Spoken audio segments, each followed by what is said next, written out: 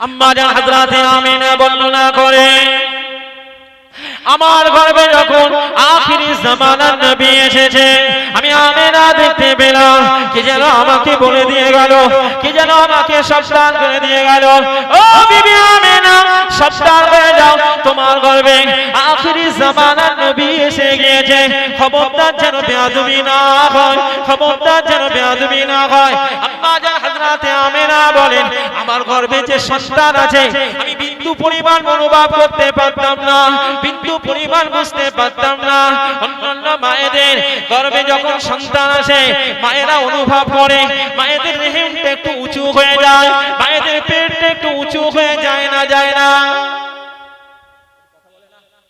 যায় তো মায়েদের রেহেমটা মায়েদের গর্ভটা আলাদা একটু উঁচু হয়ে যায়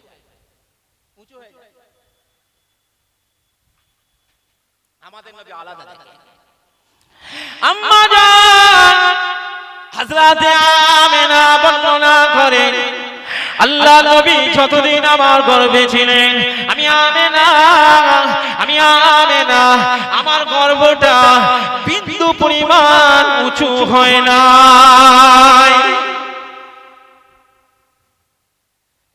ও মানুষেরা আল্লাহ নবী মায়ের গর্ভে ছিলেন মায়ের গর্ভে যতদিন ছিলেন মায়ের গর্ভে থাকাকালীন মা জননীকে বিন্দু পরিমাণ কষ্ট দেন না আম্মা জান হযরতে আমিনা বর্ণনা করেন আল্লাহ নবী যেদিনে দুনিয়াতে আসবেন আল্লাহ নবী যেদিনে দুনিয়াতে আসবেন আমাকে যেন কে বলে দিয়ে গেল ও আমিনা সাবধান হয়ে যাও আজকে রাতে তোমার গর্ভে থেকে সন্তান দুনিয়াতে ভূমিষ্ঠ হবে আমি দেখতে পেলাম লম্বা লম্বা কয়েকজন মহিলা ছিলেন ওই লম্বা মহিলাদের ভিতরে আমি লক্ষ্য করলাম হযরতে ঈসা আলাইহিস সালামের আম্মা জান হযরতে মারিয়াম আলাইহিস সালাম ছিলেন হযরতে মুসা আলাইহিস সালাম আম্মা জান হযরতে আসিয়াকে লক্ষ্য করলেন আম্মা জান হযরতে আমিনা বর্ণনা করেন আমার যেন একটা ভয় লেগে গেছে আমার যেন একটা ভয় কাজ করছে কি হয় না হয় বেয়াদবি হয়ে যায় কি না যায় আমি তো তার আগে থেকেই অনুভব করতে পারলাম কে যেন আমাকে বলে দিয়ে গেল ও বিবি আমিনা তোমার গর্ভে যে সন্তান আছে দুনিয়াতে যখনই আসবে দুনিয়াতে যখনই ভূমিষ্ঠ হবে ও বিবি আমিনা খবরদার দুনিয়াতে তার নামটা মুহাম্মদ রেখো এটা হযরতে আমিনাকে বর্ণনাও করে দিয়ে গেছেন স্বপ্নে বলে দিয়ে গেছেন দাদুকেও স্বপ্ন দেখিয়ে দিয়ে গেছেন আম্মা জান হযরতে আমিনা বর্ণনা করেন আমার কলিজার টুকরা আখিরি জামানার নবী যেদিনে দুনিয়াতে আসবেন ওই দুনিয়াতে আসার ওই সময়টা সুবহ সাদিকের সময় ছিল একটা যেন অন্ধকার ভাব ছিল আম্মা জান আমিনা বর্ণনা করেন আমি লক্ষ্য করলাম আল্লাহ নবী যখন দুনিয়াতে আসছেন আমি আমিনা আমার হুজরা মোবারকটা আমার কুঁড়ে ঘরটাতে কোন রকমের আলো ছিল না কোন রকমের বাতি ছিল না আমি আমিনা লক্ষ্য করলাম আমার ঘরেতে যেই আল্লাহ নবী দুনিয়াতে আগমন করবেন ওই সময়টা যেই না আগমন করেছেন ওই সময়টা আমার কুঁড়ে ঘরটা আলোয় আলোকিত হয়ে গিয়েছে আলোয় আলোকিত হয়ে গেছে আলোয় আলোকিত ওই যে নূর বেরিয়েছে আম্মা জান হযরতে আমিনা বর্ণনা করেন আমি তাকিয়ে দেখলাম ওই নূরে যে জ্যোতি ওই নূরে যে তাজাল্লি ওই নূরে যে তাজাল্লি ওই নূরের জ্যোতিতে সিরিয়ার ঘর বাড়িগুলি দেখা গিয়েছে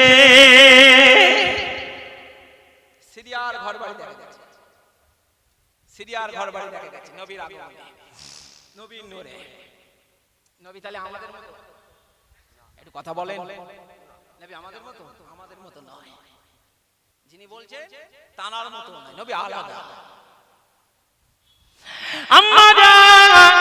হযরতে আমিনা বর্ণনা করে আল্লাহ নবী যেই না দুনিয়াতে এসেছেন আমি আমিনা ঘরের বাইরে লক্ষ্য করলাম, ঘরের বাইরে লক্ষ্য করলাম আসমানের তারকারাজি, আসমানের তারকাগুলি আসমান থেকে নেমে এসেছে নবীর সম্মান জানাতে, নবীকে অভ্যর্থনা জানাতে, নবীকে তাজিম করতে, নবীকে সম্মান করতে।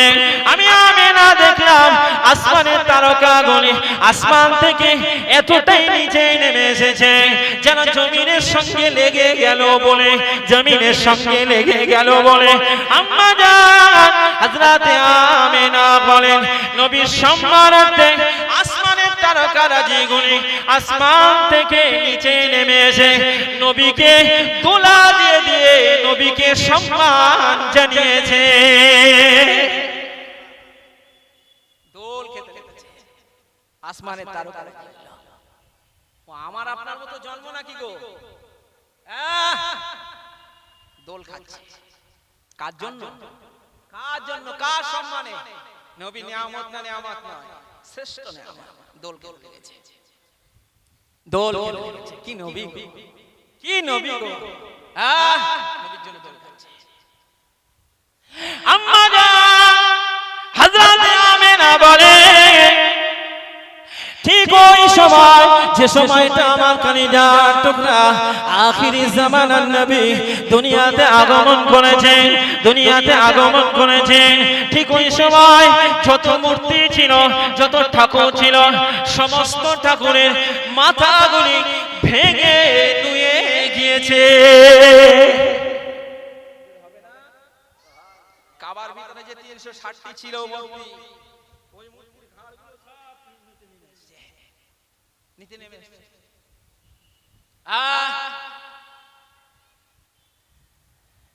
আবার সোজা করে দেওয়া হলো মূর্তির ঘাড়গুলো। কি করা হলো? আবার আবার নেমে যাচ্ছে, আবার ঠিক করা হলো, আবার নেমে যাচ্ছে। দায়িত্বে যারা ছিলেন বলা হলো খোঁজ নাও তো এই সময় কি হলো। বলল খোঁজ নিয়ে দেখা গেল এই সময় আখিরি জামানার নবীর জন্ম হয়েছে। তাই একটু জোরে হবে না?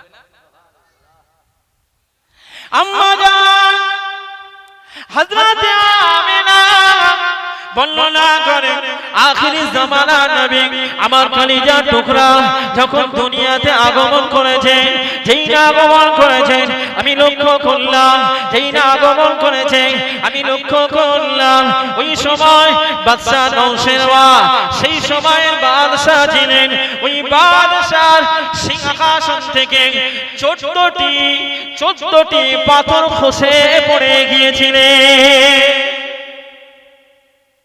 প্রত্যেকটার কারণ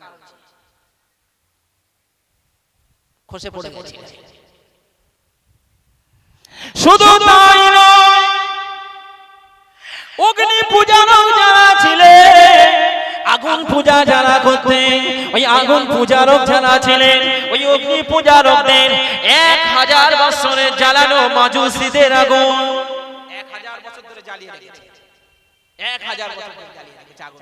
নে ভাই 1000 বছর। আল্লাহ নবীর আগমনের খাতিরে 1000 বছর ধরে জ্বালানো আগুন, ওই মাজুসীদের আগুন 1000 বছর ধরে জ্বালানো আগুন মুহূর্তের ভিতরে নিভে গিয়েছে। হবে না সুবহানাল্লাহ? কারণ কি জানে? আমার নবীর খাতিরে মূর্তিগুলো বুঝতে পেরেছিল যে আমাদের এই শেষ,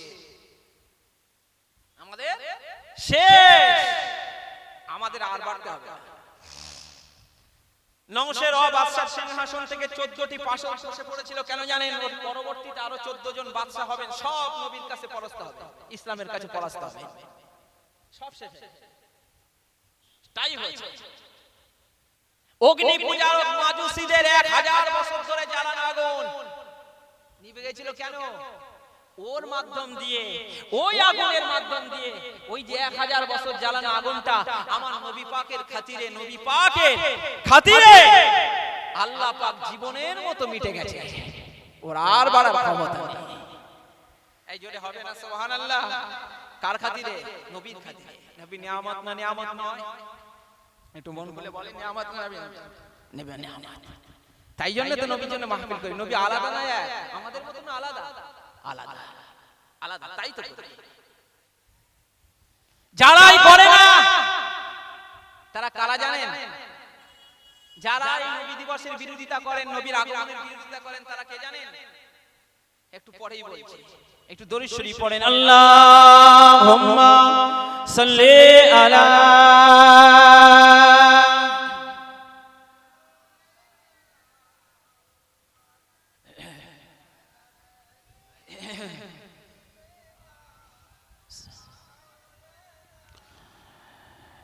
ঈদ মিলাদুন নবী, ঈদ মিলাদুন নবী, ঈদ মিলাদুন নবী, লা নবী আবাদি, লা নবী আবাদি, লা নবী আবাদি, লা নবী আবাদি। আনা খাতামুন নবিয়্যিন, ये फरमान आपका है, ये फरमान सही है, अब आखिरी नबी है। ला नबी आबादी, ला नबी आबादी, ला नबी आबादी, ला नबी आबादी। कानून है वतन का, पैगाम है अमन का, कानून है वतन का, पैगाम है अमन का, हम सभी मानते हैं। अब आखिरी नबी है, ला नबी आबादी, ला नबी आबादी, ला नबी आबादी, ला नबी आबादी। रूही फिदाका, माली फिदाका, व अबी फिदाका, व उम्मी फिदाका। रूही फिदाका, माली फिदाका, व अबी फिदाका, व उम्मी फिदाका। कुल्लुना फिदाका, ला नबी आबादी, ला नबी आबादी, ला नबी आबादी। ईद मिलादुन नबी, ईद मिलादुन नबी, ईद मिलादुन नबी। अल्लाहुम्मा सल्ली अला।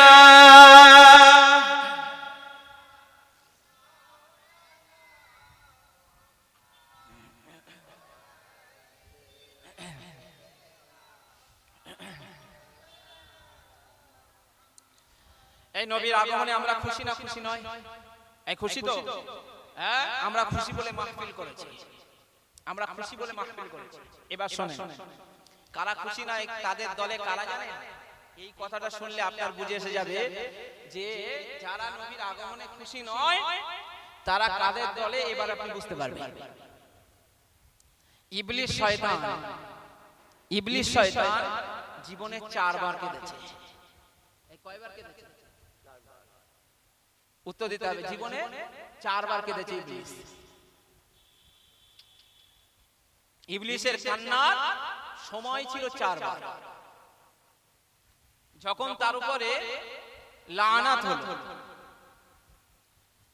আদম আলাইহিস সালামকে বলা হলো না সিজদা করতে, ফাসাজাদাল মালাইকা কুল্লুহুম আজমাউন ইল্লা ইবলিস, সমস্ত ফেরেশতারাই করলো সিজদা। তখন ইবলিস ফেরেশতাদের অন্তর্ভুক্ত ছিল, নাম ছিল আজাজিল। কি ছিল গো? নাম আজাজিল ছিল, ফেরেশতাদের অন্তর্ভুক্ত ছিল। এখন ইবলিসকে বলা হলো, আজাজিলকে বলা হলো সিজদা করতে আদম আলাইহিস সালামকে, কিন্তু সিজদা করল না। আল্লাহ পাক রব্বুল আলামিন বলে দিলেন যে ইবলিস আজাজিল শয়তানদের অন্তর্ভুক্ত হয়ে গেল, জালিম। এই যেদিনে আল্লাহ লাআনাত করলেন সেই দিনে ইবলিস কেঁদেছিল। প্রথম কান্না ইবলিসের কবে ছিল? যেদিন আল্লাহ পাক লাআনাত করেছিলেন যে তোর উপরে লাআনাত, যা। ফেরেশতাদের অন্তর্ভুক্ত ছিলিস, ফেরেশতাদের লিডার ছিলিস, মুআল্লিমুল মালায়েকা ছিলিস, সে জায়গায় দাঁড়িয়ে আজকে তোকে সেজদা দিলি না। কেন সেজদা দিল না? বলল খলাকতানি মিন নার, আপনি আমাকে তৈরি করেছেন আগুন দিয়ে, আর ওয়া খলাকতাহু মিন তিন, আর আদমকে বানিয়েছেন মাটি দিয়ে। আগুন জ্বালালে উপরে ওঠে না? ওঠে না? কথা বলতে হবে, আগুন জ্বালালে উপরে ওঠে না? ওঠে না? ইবলিস তারা সব সময় যুক্তি দেয়, শয়তান যারা হয় না তারা অধিকাংশ যুক্তি কাটে। আগে কোরআন, তারপরে হাদিস, তারপর যুক্তি দেবে, তা না, ও আগে যুক্তি দিতে হবে। ও করলো অন্যায়, সেজদা করলো না, পাল্টা যুক্তি দিয়ে কি বলছে জানেন? যুক্তি দিয়ে বলছে যে আমাকে আগুন দ্বারাই তৈরি করেছেন, আগুনের কাজ তো উপরে ওঠা, আগুনের কাজ কি করা? উপরে ওঠা। আর ওয়া খলাকতাহু মিন তিন, আর আপনি তাকে বানিয়েছেন আদমকে মাটি দিয়ে। এখন মাটির কাজ হলো তো উপরে ছেড়ে দিলে নিচে ওঠে না? নিচে নামে না উপরে যায়? নিচে নামে। বললো আমি পারবো না। আল্লাহ বললেন ফাতাকুনা মিনাজ জালিমিন, ও কি হলো? জালিমদের অন্তর্ভুক্ত হয়ে গেল। জালিমদের অন্তর্ভুক্ত হয়ে গেল। এই যে জালিমদের অন্তর্ভুক্ত হয়ে গেল, আল্লাহ লানাত করলো। জীবনের প্রথম ইবলিস কেঁদেছিল ওই দিন যে ইস আমার উপরে লানাত হয়ে গেল। এটা প্রথম কান্না, মনে রাখবেন। ইবলিসের কোন কান্না? প্রথম কান্না। দ্বিতীয়বার ইবলিস কেঁদেছিল ওই দিনে। আল্লাহ বললেন যা, এই মুহূর্তে জান্নাত থেকে বেরিয়ে যা, জান্নাত থেকে বার বার। তাহলে জান্নাত থেকে বিতাড়িত হওয়ার দিন দ্বিতীয় কান্না ছিল। ইবলিসের দ্বিতীয় কান্না কবে ছিল? জান্নাত থেকে বাহির হওয়ার সময়। ইবলিসের তৃতীয় কান্না, ইবলিসের তৃতীয় কান্না কবে জানেন? ইবলিসের তৃতীয় কান্না হলো যেদিন আমাদের নবী দুনিয়াতে আগমন করে। যেদিন আমাদের নবী দুনিয়াতে আগমন করে, আগের দুটি কান্না, ইবলিসের আগের দুটি কান্না ইবলিসের সহচররা দেখতে পায়। কি পায়নি গো? আমার আলোচনা থেকে আপনাদের লক্ষ্য দিতে হবে, তা না হলে কোনো কাজ হবে না। ইবলিস আগের দুটি কান্না যেটা ছিল ওর উপরে লানাত ছিল। সেই সময় ইবলিস তো ফেরেশতাদের অন্তর্ভুক্ত ছিল, সেই সময় তো ইবলিসের শাগরেদ কেউ ছিল না। দ্বিতীয়ত যখন জান্নাত থেকে বার করে দিল ওই সময় তো কেউ ছিল না। এবার দুনিয়ায় এসে তো বিরাট বিরাজ করেছে, শাগরেদে ভরপুর হয়ে গেছে। যেই শাগরেদে ভরপুর হয়েছে তো বেশ দুনিয়াতে এতটা নবী চলে গেছে। কতটা নবী? অনেকটা নবী চলে গেছেন। শেষ নবী আমাদের নবী। বিরাট ইবলিসের ভক্ত মুরিদ হয়ে গেছে। ইবলিসের দলের লোক কম আছে না? একটু কথা বলে না। ইবলিসের দলের লোক কম আছে? হ্যাঁ, ইবলিসের দলের লোক প্রচুর আছে, প্রচুর আছে। এখন ইবলিসের দলের লোক বেড়ে গেছে। হঠাৎ করে ইবলিস কান্নাকাটি শুরু করে দিয়েছে। ইবলিসের কান্না থামানো যায় না। ইবলিসের শাগরেদরা এসে জিজ্ঞাসা করলেন আমাদের শিক্ষক, আপনি কেন কাঁদছেন? আপনার তো কখনো কাঁদতে দেখিনি। শাগরেদরা ইতিপূর্বে কাঁদতে দেখেছে? দেখেন, এই প্রথম কান্না। তা আপনি এত কাঁদছেন কেন?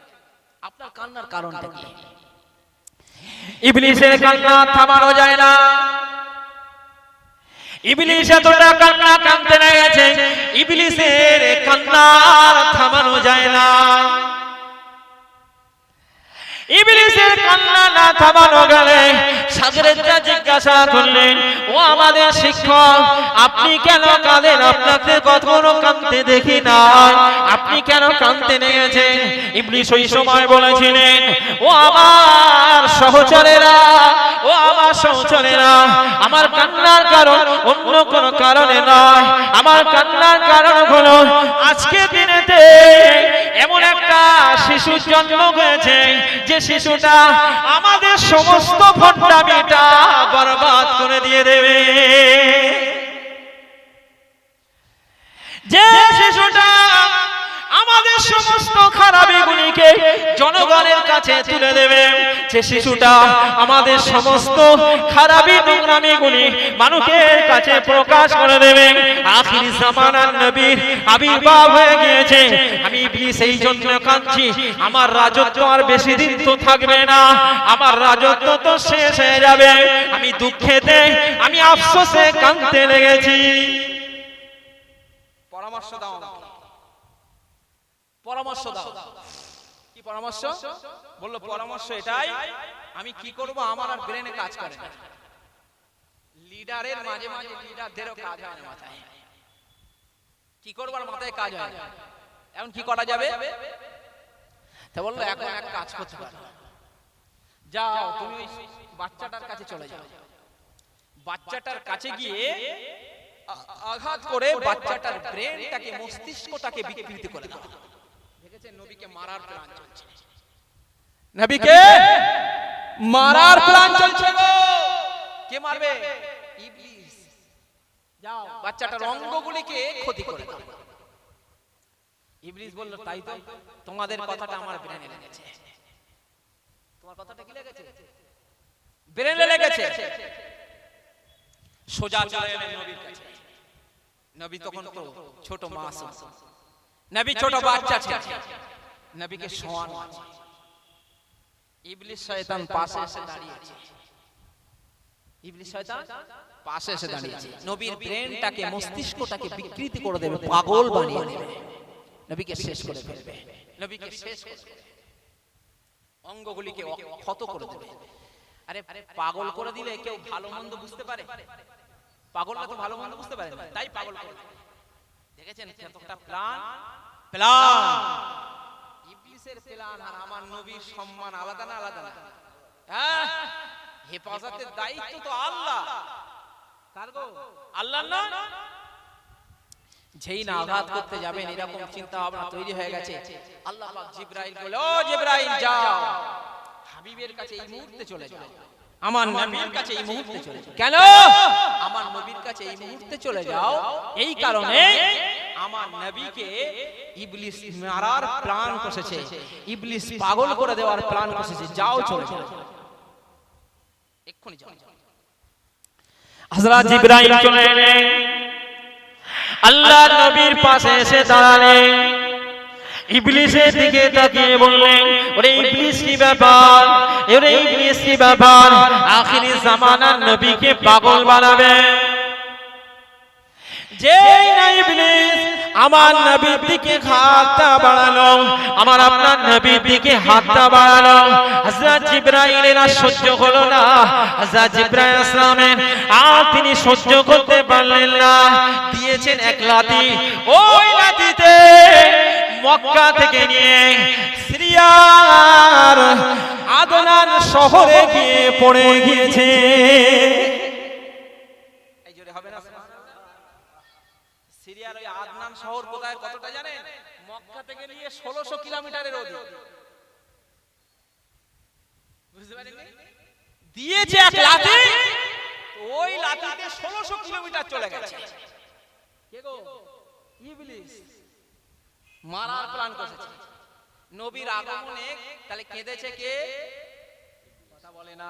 কে কাঁদলো? কে কষ্ট হয়েছে? কার? যারাই বলছে নবীর শানে এসব কিছু করা যাবে না, কষ্ট কাদের এবার আপনি বুঝে নেন, আমার আর বলার দরকার নেই, আমার আর বলার দরকার নাই। কষ্ট তারই হবে যে নবী বিরোধী হবে। আসসালামু আলাইকুম, ভালো আছেন? না, কষ্ট তো তারই হবে, আশিকে রাসূলের কষ্ট হবে না, আশিকে রাসূলের কষ্ট হবে না, আশিকে রাসূলের কষ্ট কখনোই হবে না। জোরে বলেন সুবহানাল্লাহ। আশিকে রাসূলের কখনো কষ্ট হবে না। চতুর্থবার ইবলিস কেঁদেছে কোন সময় জানেন? কোন সময় জানেন? যখন সূরা ফাতিহা নাযিল হয়েছে। সূরা ফাতিহা হলো সমস্ত রোগের ঔষধ। সমস্ত রোগ, অসুস্থ হয়েছে, খারাপ লাগছে, আপনি সঙ্গে সঙ্গে সূরা ফাতিহা পড়ে নিজে নিজে ফুঁক দেন, দেখবেন শরীরে একটু আসান হবে। ও শয়তান জিনের রোগী, তাদেরকে সূরা ফাতিহা পড়ে ফুঁক দিলে না, ওরা সঙ্গে সঙ্গে নড়াচড়া করে। কি করে? নড়াচড়া করে। সূরা ফাতিহায় শয়তানদের সহ্য হয় না। চতুর্থবারের কান্না ছিল ইবলিসের সূরা ফাতিহা নাযিল হওয়াতে। তাহলে যারা নবীর আগমনে আফসোস করেছে এরা কার দলে, কার দলভুক্ত আমি আর বললাম না, আপনি নিজেই চিন্তা ভাবনা করুন, আপনি নিজেই দেখেন যে ইবলিস শয়তান কেঁদেছিল নবীর আগমনে, আজকে এক দলেরা তারা কান্নাকাটি করেছে, ফেসবুকে ফতোয়ার ফুলঝুরি ছড়ছে, ফেসবুকটাকে মাতোয়ারা করে দিচ্ছে, বিদআত বিদআত বলে চিল্লিয়ে সমাজটাকে বিভ্রান্ত করার চেষ্টা করছে। সমাজটাকে কি করছে? বিভ্রান্ত করার চেষ্টা করছে। আল্লাহ পাক রব্বুল আলামিন এই বিভ্রান্ত থেকে আল্লাহ আমাদের হেফাজত করেন। বলেন আল্লাহুম্মা আমিন। একটু মন খুলে বলেন আল্লাহুম্মা আমিন। আল্লাহ নবী প্রেমিক হওয়ার তৌফিক দান করেন। বলেন আল্লাহুম্মা আমিন। এখন অনেক কথা বলার ছিল, ভাই এসে গেছেন, আমার সময় শেষ হয়ে গেছে। আল্লাহ যদি কোনোদিন বলায়, সুযোগ যদি হয়, তাহলে আবারও বলবো, শুনবো, এর পরবর্তী থেকে মনে করে দেবেন যে নবীর আগমন এই পর্যন্ত বলেছি, বাকি এখনো অনেক বাকি। আল্লাহ আমাদের নবী প্রেমিক বানিয়ে দেন, আশিকে রাসূল বানিয়ে দেন। বলেন আল্লাহুম্মা আমিন। মন খুলে বলেন আল্লাহুম্মা আমিন। সময় যতটুকু বলেছি, বলিয়েছেন, আল্লাহ পাক এর উপরে আমাদিগকে আমল করার তৌফিক দান করেন। বলেন আল্লাহুম্মা আমিন।